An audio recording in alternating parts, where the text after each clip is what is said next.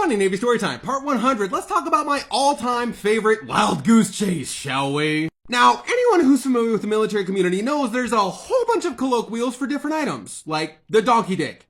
It is in fact the flexible fuel spout, but nobody calls it that. It's the donkey dick. But there is a whole bunch of other items that don't actually exist, which is highly entertaining to send someone to look for, like having your green booter collect exhaust samples while looking for batteries for the sound-powered telephone, and then going to check out the pricky 8 filling out the ID-10T form to requisition 1,000 feet of flight line left-handed screwdrivers and the cable stretchers. Just think about it for a second. Yeah. One day, I had a very annoying, very green patrolman who thought he knew everything because he was fresh out of A school and he was high-speed, low-drag, shit-hot. And I needed him the fuck out of my hair for a couple hours. Thus, I called him up and I said, "Hey bro, I got a special job for you. I need you to find me a bosun's punch, okay?" Without asking for a clarification of what that actually was, he goes, "10-4, roger that, I'm on it." And he hung up. Cool.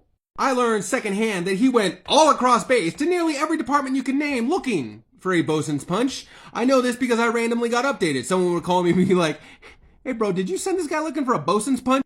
"Yeah, I did." "Hey, you didn't give it away, did you?" "Nah, man. We figured you were fucking with him, so we sent him to the CBs. CB sent him to safety. Safety sent him to the Yeoman. The Yeoman sent him to the garage. Garage didn't know what the fuck he was talking about because there was a bunch of foreign nationals who didn't actually speak English, which I can only assume was hilarious watching this kid try to explain to a bunch of people who didn't speak English what a bosun's punch that didn't actually exist was. When the guys at the garage didn't help him, he got frustrated and went to the fire department. The fire department, being slightly smarter than the average bear, sent him to Harbor, where a bunch of bosuns worked.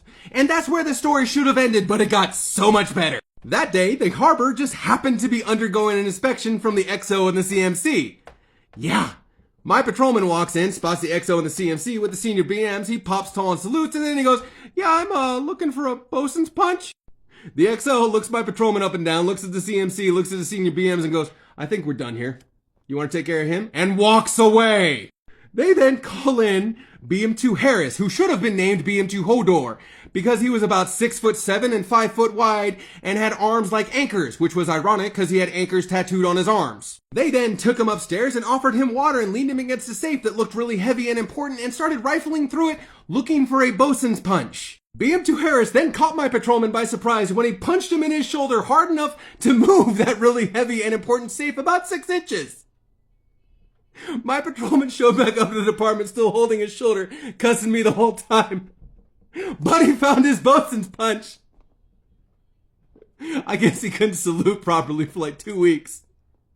What stories like this do you have? Stitch and comment below and have a nice day.